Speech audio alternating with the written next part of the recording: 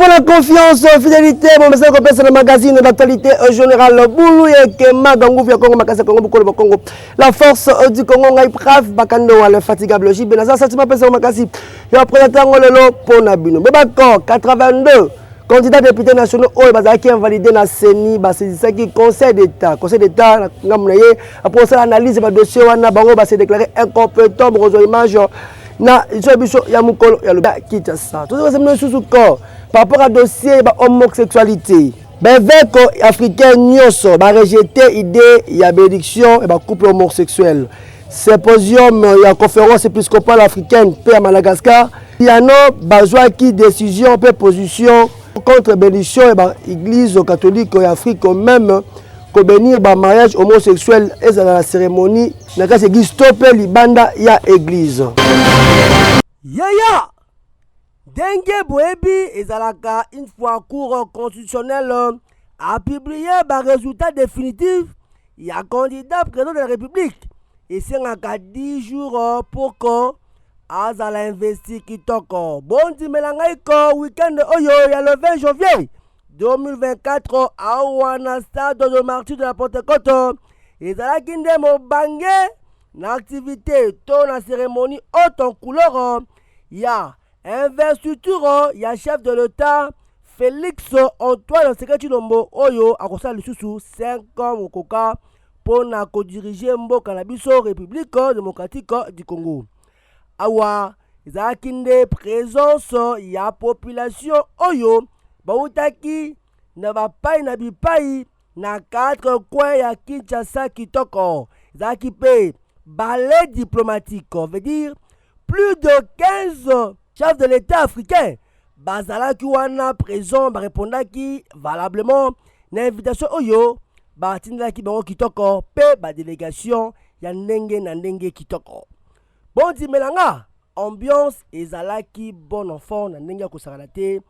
Un temps, Yemoko, les 001, la République démocratique du Congo, chef de l'État, commandant suprême de la force armée, Félix Antoine Tshisekedi, les garants des bons fonctionnements des institutions, à Kotaki, vraiment la négociation, accompagné Nava Cavalier, Yemoko, Azalaki, na Jeep, vraiment décapoté, militaire, à Pessa, le Sako, Aya, azwa ba honneur digne yaron aye Kitoko azwa apeste avanda apesa mbote na ba homologue na ye africain oyo ba répondaki une invitation Kitoko na simeza kinde tangu ya cour constitutionnel basala ba réquisitoire na bango Kitoko procureur général atangaki ba réquisitoire yango pe chef de l'État apretaki serment Kitoko ba signa ba rewana Kitoko et azaraki te ça la peu discours vraiment ba beta 21 coups de canon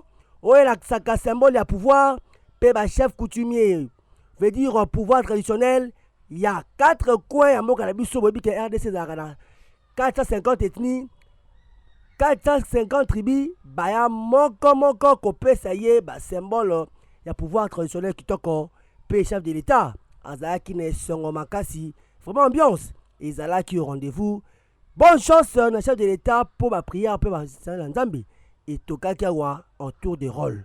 Et ça lit bien ma casse. Je saisis également cette occasion pour accomplir mon devoir républicain, celui de saluer mes adversaires qui ont participé à l'élection présidentielle du 20 décembre 2023.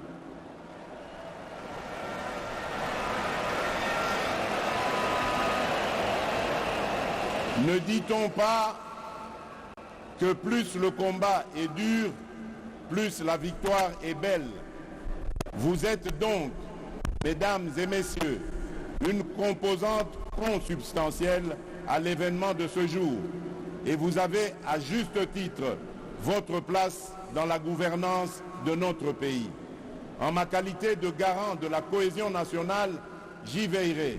Au même titre que j'exhorterai au Parlement d'assurer l'effectivité du rôle de porte-parole de l'opposition que cette dernière voudra bien désigner conformément à la Constitution. Mes très chers compatriotes, Je vous ai entendu. Et saisissant la gravité de cet instant, en prenant Dieu fort de votre plébiscite et revigoré de votre confiance renouvelée, que je consens à relever cet énorme défi dont je viens d'être à nouveau investi, celui de présider à la destinée de notre pays pour un second mandat. Chers compatriotes, j'ai appris à communier avec vous et à mieux vous connaître dans ce qui vous anime autant que dans ce qui constitue le lot de vos principales attentes et préoccupations. J'ai conscience des attentes que peuvent susciter le chômage, la création d'opportunités d'emploi pour les jeunes, les femmes ou encore les personnes vivantes avec handicap. C'était à la hauteur de notre pays, à la grandeur du pays, et cette activité d'investiture de notre chef de l'État comme sixième président, donc je crois, cinquième président, oui, de notre pays, lui qui s'est succédé à son trône et qui a pris rendez-vous avec les Congolais aujourd'hui pour commencer à faire le deuxième mandat qui va prendre 5 ans. Vous avez tous été présents ici et vous avez, je crois, suivi comment les déroulés s'est passé. Mais le stade était plein comme un œuf et que je crois que les Congolais qui étaient là n'ont pas perdu leur temps inutilement. Je crois que c'est avec raison qu'ils ont été là pour ovationner leur champion qui a été élu au suffrage universel comme président de la République. Voilà, de manière ramassée, ce que je peux dire. On était là comme invité de la famille, on a fini, et là on est en train de partir. Qu'est-ce que la population congolaise peut attendre du discours chef de l'État? Le président l'a dit dans son discours, et cette mandature ne sera pas comme la première. Il a promis au peuple congolais qu'il va être rigoureux. Il a entendu leur cri de détresse et qu'il va être regardant par rapport à la gestion du pays. Il a pris rendez-vous avec l'histoire, avec le peuple congolais aujourd'hui. Et que avec ce deuxième mandat, je crois que les choses ne seront pas comme par le passé. On savait qu'il n'y aura rien. La ville a été bien sécurisée. Nous avons eu plus le discours du président de la République. Il a bien parlé, bien promis. C'est un homme qui tient ses paroles. Le premier quinquennat, il avait promis, il avait réalisé. Et nous croyons que le second quinquennat aussi, il va aussi réaliser de grandes choses ensemble avec Dieu. En tout cas, tout sera possible. Ça, c'est ma foi. C'est un grand jour pour tout Congolais parce que nous venons d'assister à la cérémonie de prestation du serment du chef de l'État. Il y a beaucoup d'attentes. Ce n'est pas facile parce que les Congolais lui ont donné une grande charge en lui donnant cette élection où il a eu assez de suffrages. Il doit faire de manière à ce que la justice puisse monter et que l'état de droit puisse arriver à se réaliser. C'est ça notre attente et c'est le sentiment qui nous anime à ce jour. Parce que akomisinga na mokonano le 20 janvier 2024 assisté na investiture ya tata mokonzi ya mboka na deuxième second mandat na ye Félix Antoine Tshisekedi Tshilombo tobenge Fatibeto mwana ya mama Mateka Salo l'époux le distingué première dame Mama Denise Nyankeru Tshisekedi avec représenté la première dame nyonso RDC Mama Hortense Ngo, Mama Sakasa Mobutu, Antoinette Mobutu, Bobila Dawa Mobutu, Sifa Kabila, Moïse Nembe Kabila, Mama Mokonzi asangisi bango. Mama Hortense Ngoma Kasakuba kufa, Mama Antoinette Mobutu akufa. Que son mémoire repose en termes de la fondation ya bango ezali. Nazwi mokano ya kodefendre misala ya ba première dame et ba grande dame par excellence. Parce que l'association de créer GSC, l'association des enfants des grandes dames du monde.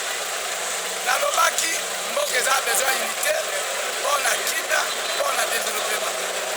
mboka mpe alobi yango mboka oyo eza mboka na biso mopaya okamata yesu pouvoir ya mboka oyo te tokondima te mpe congolais moko azwa pouvoir ya minduki te olingi pouvoir sena 2028 ostile tovota nde tovotaki Fati Beto.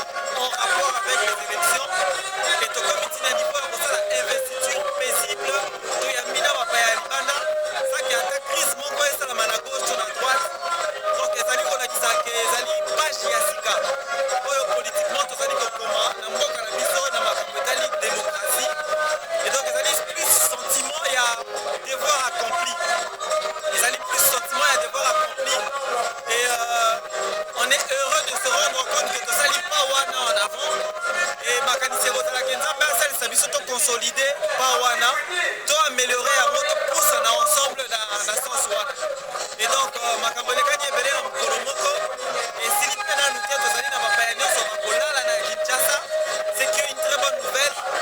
Mboko na biso ezwa ba occasion mingi te okonalisa plus de 15 chefs d'état étrangers na pas na bino na Kinshasa, donc c'est vraiment une faveur et c'est ezali komona que ça soit d'un côté de la population comme dans la police, Makambolekani malamu na kibia sans que moi ou bien distraction et salama.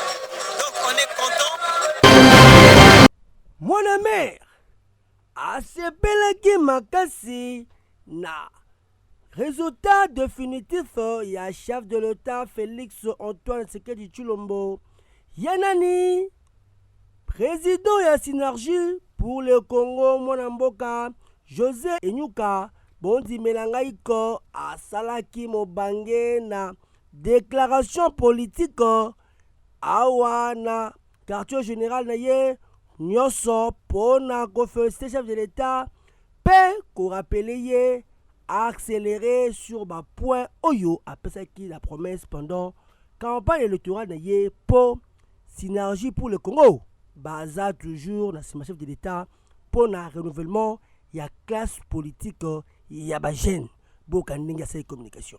Féliciter Mokonzi ya mboka pona réélection na ye monaki que cour constitutionnel afandisaki masolo a confirmaki effectivement que aza gagnant. Alors biso awa toye non pas seulement pour féliciter mais toye ko rappeler na ye abosana te ba 6 engagements pour ya pesaki na biso oye ya pesaki na peuple congolais ayebisaki bango ba engagement oyo ye a mettre en œuvre tango azobanda musala na ye ya mbala ya sika na après ko betela c'était na ba 6 engagements na ye synergie asali pe ba proposition ya misala oyo esengeli na ye mokonzi ya mboka a accélérer pour permettre le plus vite possible ba congolais ba sentir développement na bango ba congolais bazala na accès na mai pe na électricité ba congolais bazwa makoki ya ko développer ba entreprise na bango anike ainsi de suite nde biloko oyo synergie asali na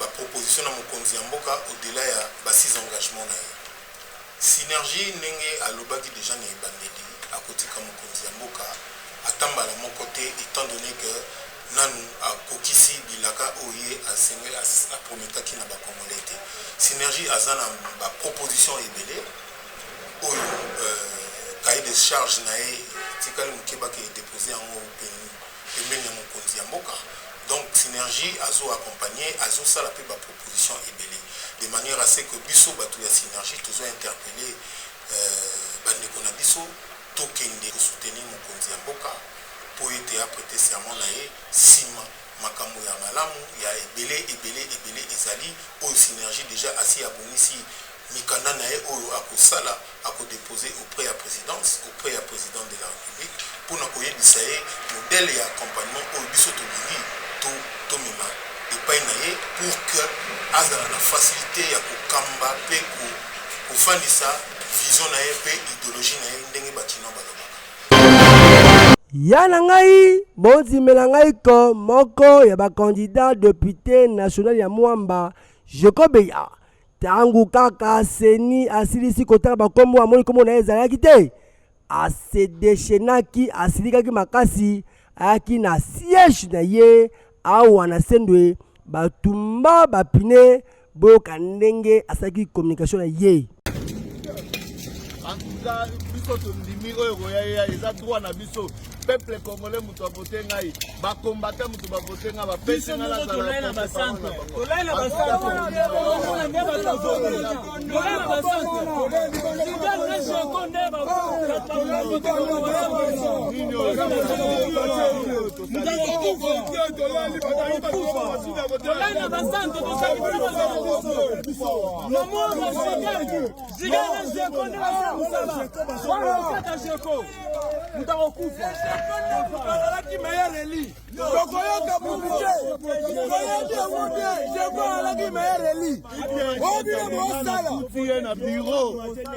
bureau ya antenne na kuti asali 4 heures du temps azo négocier pour ndenga koyiba parce que aza ministre intérieur akobanda kokotisa bato ne bakotaka ba policier ba na porte totiki koloba bongo lelo bango bango lekanga na bavoie ba ministre pa ba fonctionnaire nyonso etamboli pamba tondimi déjà oyo koyaya abako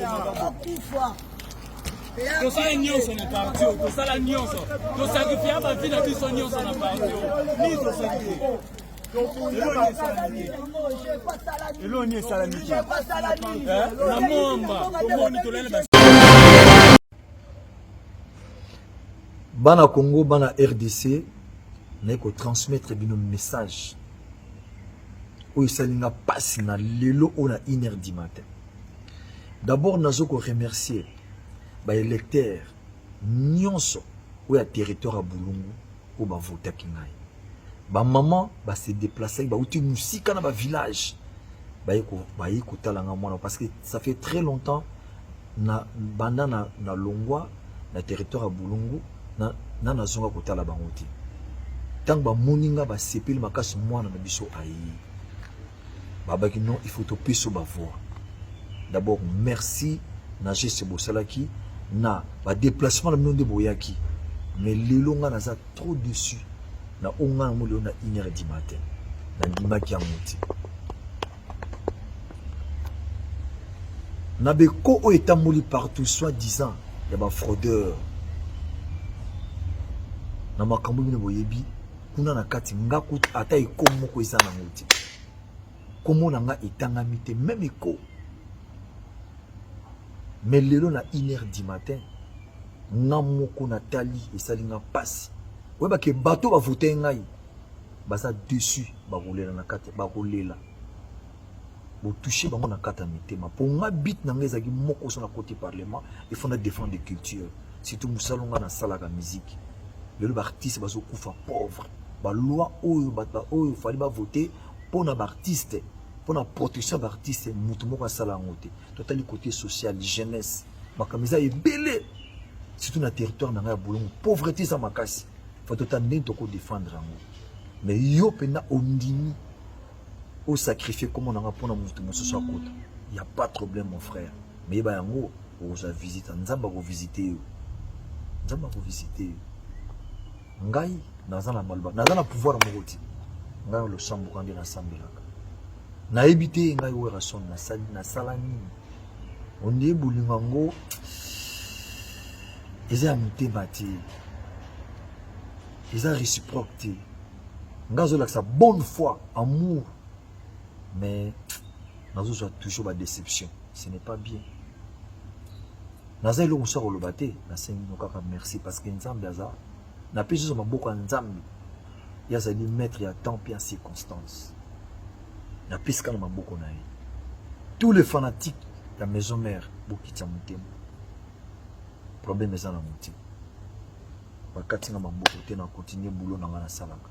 Mais on a lingai ko sala ils ont pour défendre l'artiste et tout en général. Natala Piba Kamsus. Mais ils ont un problème. La vie continue. Mais il y a un kolela, il y a bato moka, ils ont un bétro kolela kama ya musu. Ba on va tala bino, ils ont normal tina acte bosali. Na bi que makambo change on a 1h du matin, minuit pour na zaki au courant ya makambo tout tina dernier meeting à la vandi boy. Na bi que problème ezati. Mais côté politique, tout le monde la oya ensemble. Na sali loko mo mabete. Na sali mutu mabete, na fini mutu moko te, na intercalé mutu moko te, rien du tout. Mona mboka. Ah, et ça n'a pas graffiti. À bon attendre ça. Merci. Nambanda kabo ba ke drame salami nanga osana te participer ma population parce que là la libanda ma côté libanda ko bona reportage. Touché de voir la ville de Mbandaka Solo et s'imaginant les conséquences néfastes qui en découleront, le coordonnateur provincial de la Caritas Congo, accompagné de son équipe, s'est entrepris de sillonner les différents quartiers sinistrés en vue de mesurer l'ampleur réelle de dégâts humains et matériels. Le constat est amer. À l'heure actuelle, outre le fait que les sinistrés dorment à la belle étoile, abandonnés à leur triste sort, exposés notamment à la merci des insectes nuisibles et aux maladies d'origine hydrique, quelques cas de décès sont également enregistrés ci et là. La toilette tout est tombée dans nos mailles, ça c'est toilette on a poste pika ba setango baluka kawana bana bako sakana kawana dino boso lamba kaka seke biso moyete. Mais si qu'on a minute yo est-ce que le gouvernement congolais a sali wapi? Le gouvernement bon alors le gouvernement portait biso c'est toilette tozaï pour ça toilette difficilement parce que pour ça likaka na vase bobwaki na mai wana en même temps bana bamoni yango lokola pique-nique bakosukula kaka wana alors tozaï ko vivre difficilement épidémie koya na sima gouvernement apporter biso secours. Consterné par le mode actuel de vie de la population bandakaise, censé être secouru, M. l'abbé Louis Ieli lance un SOS. Caritas s'est fait la voix de sans voix. Nous sommes en train de vivre avec la population, mais les inondations ont causé beaucoup de tort à la vie quotidienne des gens. C'est pourquoi nous avions effectué cette ronde pour nous rendre compte de ce qui se passe concrètement. Mais seuls nous ne pouvons rien en tant que structure de la charité de l'Église. Nous faisons la voix des sans-voix pour remonter notre cri d'alarme auprès des autorités du gouvernement national et déjà de bonne volonté pour qu'ensemble nous puissions secourir cette population qui est sinistrée. Ensuite, Kivu, Nabukavu, Pekamisuka, Nzele, Kosamate, veut dire trafic, qu'ils allaient soutenir na territoire ya Mwenga, pour la Nindela, Mabele se fait ça, Kinzele, Kabwani, Nanenga, Osaranate, pour la reportage. Un affaissement de la chaussée le lundi 8 janvier au point kilométrique 85 sur la route nationale numéro 2, axe Bukavu-Mwenga au niveau de la bifurcation avec la route des dessertes agricoles qui va à Bourigny en territoire de Mwenga. Cet affaissement vient de couper une partie de la route. Le camion chargé de marchandises sont bloqués de part et d'autre de la route suite à cette catastrophe naturelle provoquée par les eaux de pluie diluviennes qui s'abattent ces derniers temps dans la zone. Le trafic devient de plus en plus paralysé entre les villes de Bukavu et Kamituga suite au délabrement très avancé sur plusieurs tronçons routiers. Le directeur provincial intérim de l'Office des routes Sud Kivu, ingénieur Alain Mugangou, rassure que l'équipe est déjà sur place et que la pluviométrie de Mwenga retarde les travaux.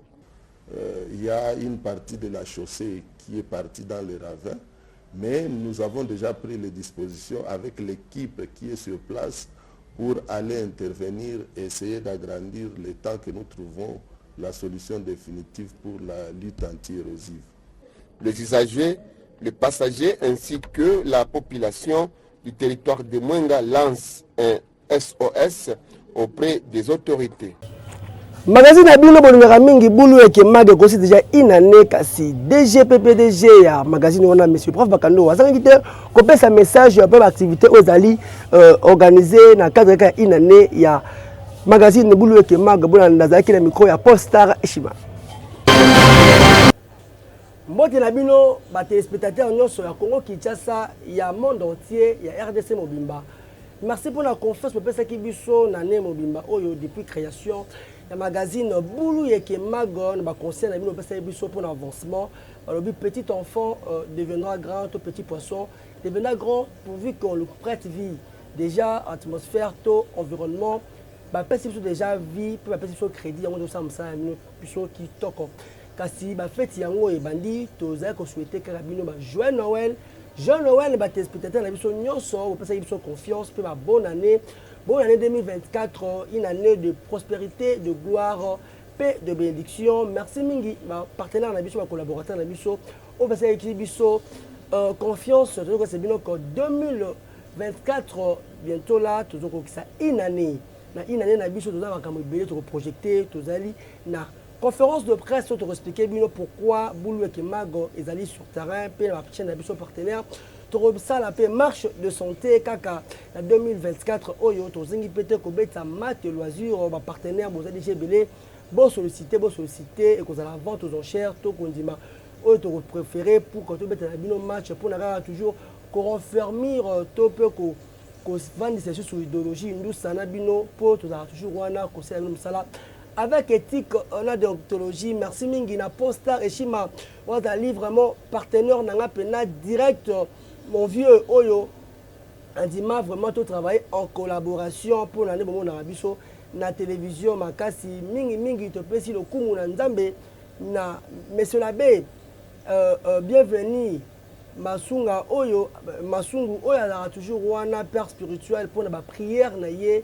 Nenge ya kosakana équipe technique prédation merci na bino parce que vous avez toujours assidu vous répondez qui le reportage on a continué na bino na terrain et puis vous gardez toujours confiance na ba partenaire en abisso merci mingi na bino noso na famille Kamba Mobimba na famille Mobimba RDC na bino makasi ba conseil na bino ba critique na bino ba continuer toujours comme ça la poste na biso bien pour na to avancer. Joyeux Noël, bonne année 2024 à vous tous, merci.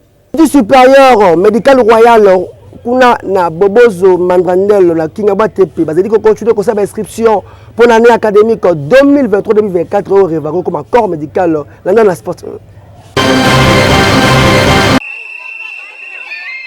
Et salamaki na ambiance moko ya kosakana te e indaki mabe na Institut supérieur de technique médicale royale et sika wapi be étudiant bayaki pour la défense ya ba TFC na bango veut dire ba travail ya fin de cycle mokola mercredi 30 novembre avec un pacte de pédologie liboso ya ba membre ya jury ba membre ya famille pe auditoire mobimba ba étudiant tona ba étudiant ba se defandaki malamu moko na moko liboso ya travail na ye pe na ba faculté respective na bango lokola technique de laboratoire sciences infirmières option hospitalière pe sage-femme accoucheuse yokelanga nanu eloko oyo. Monsieur le Président, en réalisant cette étude, nous nous sommes posé la question de savoir les infirmiers des centres premiers enfants de Barcelone ont-ils un niveau de connaissance? Natour Naye, secrétaire général académique, Dr Patrick Bolokomai, président Yajiri à Talisaki Boye. Aujourd'hui, quand nous voyons des étudiants que nous avons pris, qui venaient des humanités et qui ont, avec notre direction, accompli ce qu'ils ont accompli, c'est vraiment un sentiment de satisfaction. Ils ont eu à défendre leur titre aujourd'hui et nous pensons que nous avons atteint notre objectif. Et nous demandons également à ces étudiants qui sont en deuxième graduat, mais qui sont en premier graduat, de faire un effort pour, une fois de plus, nous faire ce plaisir que leurs aînés nous ont rendu. L'Institut supérieur des techniques médicales royales, par rapport à la qualité, il n'y a pas match. Vous voyez le corps professoral tout simplement, qui n'hésite pas, qu'il vient, la qualité, elle est la meilleure, je pourrais dire. Kinshasa, papa, maman, moboti. Cadeau ya solo to pe héritage ko yiko tikela mona na yo ezali nde enseignement ya qualité nzokande pona ko beta lisolo ya enseignement ya qualité avec pratique à l'appui et sika ezalaka se moko na Institut supérieur de technique médicale royale et pas ya les baobas géants nzete ya malili les promoteurs Jean Velete Bowelisa déjà pour inscription ezali en cours na ba vacation jour pe soir na ba faculté lokola technique des laboratoires, sciences infirmières, options hospitalières, sage-femme accoucheuse. Bobo Sanate, rentrée académique et Zali Kalamingite. Institut supérieur des techniques médicales royales et Zouamina numéro 4774 ya veni Bobo Zona Madrandel na Kingabwa na commune Yalimete référence rond.tp. Tala lisolo ya kwanga botike na bateke kasi ya formation na Institut supérieur des techniques médicales royales. Kejo. Les 40 sont quittes, la messe édite. De sous la présentation magazine actualité générale Boulouye que Magangou vers Congo, Makase Congo, Congo. La force du Congo, on brave Bakando, l'infatigable JB Nazaki, n'a sentiment pe sur Makasi.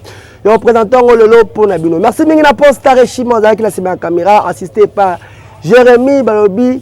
Patra au carnet boyebi mona mombele ya tongo alema osranate Rosie Badioko à cette édition qui toko merci mingi l'équipe technique complet rédactionnel mobi Badioko c'est bino kono boulou et kemaka aussi déjà une année je dis que ko projeter activité car ndenge moko PDG alobi tous allez ko projeter activité tous allez dans la marche de santé tous allez na poids de presse pourquoi pas match de loisirs ba partenaire Yango Yobo Weli Sabo Nzambio bobe na biso na numéro zali affiché na écran na biso pona na bino plutôt pona consolider ceux qui bolingi to betana bino match de loisirs dans ce cadre yako vendre ça peut élargir communication na bino sur le plan extérieur toujours c'est bien beau s'abonner massivement na Boulou et Kemak officiel vendre quelque part kota na YouTube donc beta Boulou et Kemak officiel Oza Mobimba net na film merci mingi na maître Calvin Mambo Bolobi l'avocat intelligent maître François Makabi mon mentor Yondo Zalinde Ndambe na ndenge ya constatateur na masolo yako défendre la